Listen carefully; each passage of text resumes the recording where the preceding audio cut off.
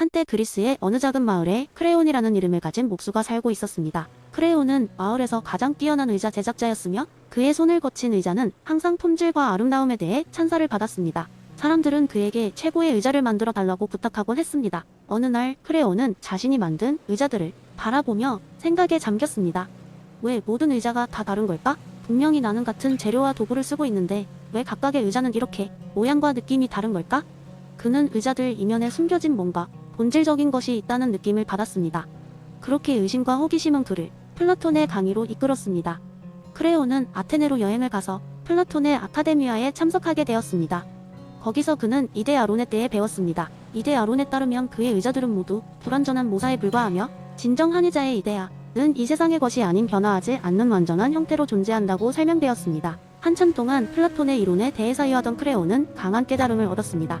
고향으로 돌아온 크레온은 의사당에 온 마을 사람들을 불러 모았습니다. 사람들은 흥미로운 이야기를 기대하며 모여들었고 크레온은 자신이 배운 이데아론을 바탕으로 재미있는 이야기를 풀어놓기 시작했습니다. 여러분, 제가 아테네에서 배운 놀라운 이야기를 들려드리고자 합니다. 우리가 매일 사용하는 세상이 모든 의자는 사실 진정한 의자의 그림자일 뿐이라고 합니다. 사람들은 재밌다는 듯이 웃음을 터뜨렸습니다. 크레온은 천천히 말을 이어갔습니다. 한번 상상해보세요. 우리가 사는 이 세상은 빛이 전혀 없는 동굴과 같습니다. 이 동굴 속에서 우리는 벽에 비친 그림자만을 보고 평생을 살아가죠.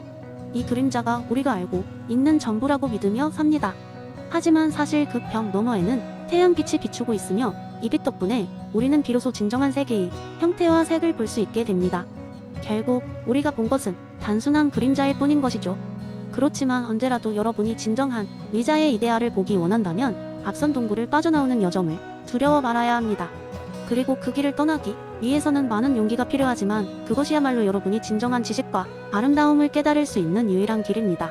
크레온의 이야기는 사람들 사이에서 큰 반향을 일으켰습니다. 모두는 그는 단순히 의자 제작자인 줄로만 알았는데 이제는 인생의 진정한 의미에 대해 생각하게 만드는 철학자로 보였습니다. 그날 이후 마을 사람들은 자신들이 마주하는 모든 사물이 진정한 본질을 가지고 있으며 그 진실에 다가서기 위해서는 더 깊이 사색해야 한다는 교훈을 얻었습니다. 이렇게 크레온의 의자 이야기는 단순한 가구 이상의 철학적 메시지를 전달하게 되었고 사람들은 그의 이야기를 통해 플라톤의 이데아론을 조금 더 이해하게 되었습니다. 그리고 어떤 이들은 자신들의 삶 속에서도 이데아를 찾기 위한 여정을 시작하게 되었답니다. 두 번째 이야기 한 번은 젊은 철학도들이 가득 찬 강연장에서 한 중년의 교수가 소크라테스의 무지의 개념을 주제로 강연을 하고 있었다. 그는 소크라테스의 철학을 간단히 설명하며 강연을 시작했다. 소크라테스는 나는 아무것도 모른다는 것을 안다라고 말했죠. 이것은 우리가 알고 있다고 생각하는 것들이 실제로는 아닐 수 있음을 인정하는 것입니다. 그 순간 한 학생이 손을 들고 질문을 던졌다. 교수님, 그렇다면 우리가 진정으로 아는 것은 무엇이란 말인가요? 교수는 잠시 생각하더니 웃으며 대답했다. 좋은 질문입니다. 사실 우리는 아무것도 확실히 모릅니다. 하지만 중요한 것은 그 무지의 상태에서 배우려는 의지입니다. 그러면서 그는 철학자들 속에서 전해 내려오는 흥미로운 이야기를 꺼내기 시작했다. 옛 아테네에서 있었던 일이었다. 어느 날 소크라테스는 저명한 구두장이를 방문했다. 구두장이는 자신이 최고의 구두를 만드는 장인이라고 자랑하며 소크라테스에게 자신이 만들어 온 구두들을 보여주었다. 소크라테스는 그의 열정을 칭찬하며 그가 만든 구두들을 하나씩 손에 들어올렸다. 당신은 정말 훌륭한 구두장이군요. 소크라테스가 말했다. 하지만 당신의 구두가 저 바깥 세상에서 어떤 모험을 겪게 될지 어디로 향할지 결코 알 수는 없습니다. 구두장이는 머리를 극적이며 웃었다. 제가 그걸 어떻게 알겠습니까? 전 제 일을 다 할 뿐이죠. 그러자 소크라테스는 눈을 반짝이며 말했다. 바로 그겁니다. 당신은 단지 자신의 일을 하는 것뿐입니다.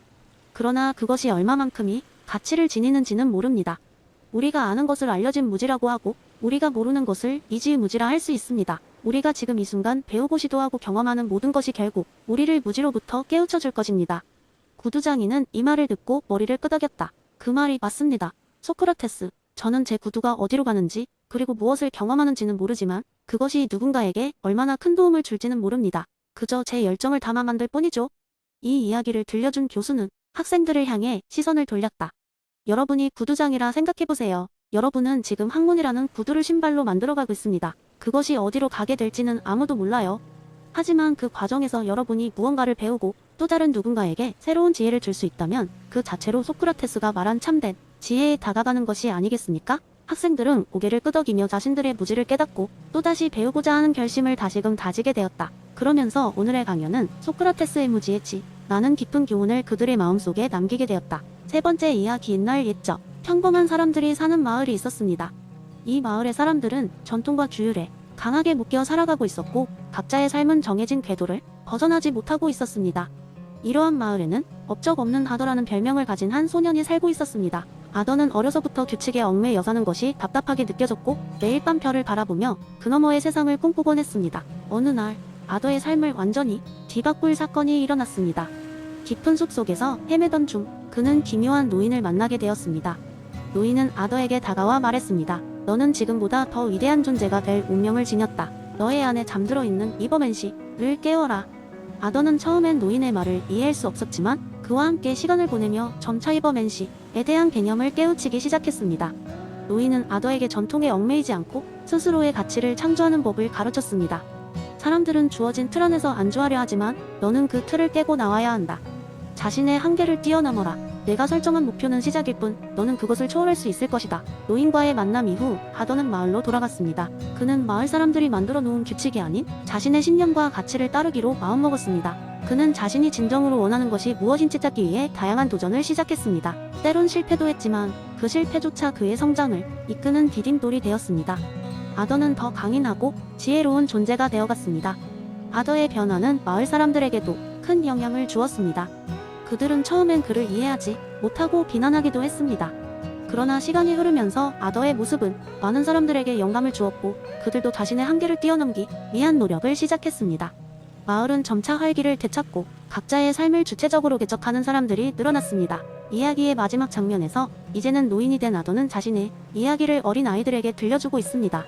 그는 아이들에게 말합니다. 이버맨시는 특별한 능력을 가진 존재가 아니다. 그저 자신의 삶을 순간순간 진지하게 살아가며 끊임없이 자신을 초월하기 위해 노력하는 모든 사람들을 가리키는 것이다. 아더의 이야기는 많은 이들에게 한계를 넘고 자신의 길을 찾는 용기를 심어주었습니다. 그는 이버맨시라는 개념을 통해 새로운 세상을 창조했고 그 세상은 끊임없는 성장과 발전으로 가득 차 있었습니다. 네 번째 이야기. 어느 날 세상에서 가장 공정한 사회를 설계하려는 특별한 모임이 열렸습니다. 이 모임은 각계각층의 대표들이 모여 미래를 위한 사회계약을 체결하는 자리였죠. 롤스의 이론에 기반해 모든 참가자는 무지의 베일을 쓴 상태에서 토론에 참여하게 되었습니다. 참가자들은 이 베일을 쓰고 나니 갑자기 자신이 누구인지 전혀 알 수 없게 되었습니다. 어느 왕국의 왕이나 농부 혹은 유명한 학자일 수도 있었지만 이 베일은 그들에게 완벽한 무지의 상태를 제공했습니다. 이제 그들은 자신이 어떤 계층이나 위치에 있을지 전혀 모르는 상태가 되어 공정한 규칙을 만들 준비가 되었습니다. 모두가 무지의 베일을 쓴 첫날, 토론의 주제는 사회적 평등에 관한 것이었습니다. 한 참가자가 말했습니다. 모두가 동등하게 기본적인 자유를 누릴 수 있는 사회를 만들어야 합니다. 그래야만 어디에 있든지 성별, 인종, 사회적 지위와 상관없이 차별받지 않을 수 있습니다.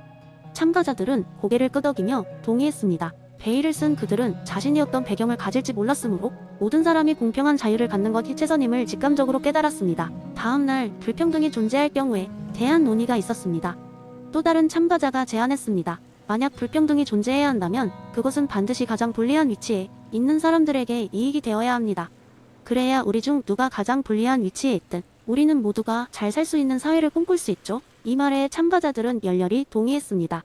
그들은 자신이 어떤 위치에 있을지 모르기 때문에 가장 불리한 상황에 놓인 사람들도 보호받을 수 있는 시스템을 원했습니다.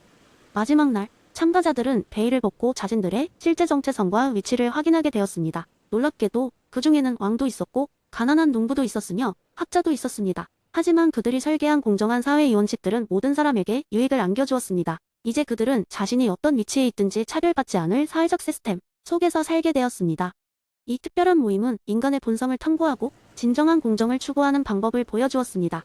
무지의 베일을 이용한 이 실험은 정의로운 사회의 원칙을 만드는 데 있어 개인적 이익을 초월한 사고가 얼마나 중요한지를 일깨워 주었습니다. 그리고 무엇보다 자신이 누군지를 모른다는 단순한 무지가 얼마나 강력한 도구가 될 수 있는지를 증명했습니다. 그리하여 그들은 모두가 웃으며 평등과 정의를 실현한 새로운 사회를 향해 힘차게 발걸음을 내디뎠습니다.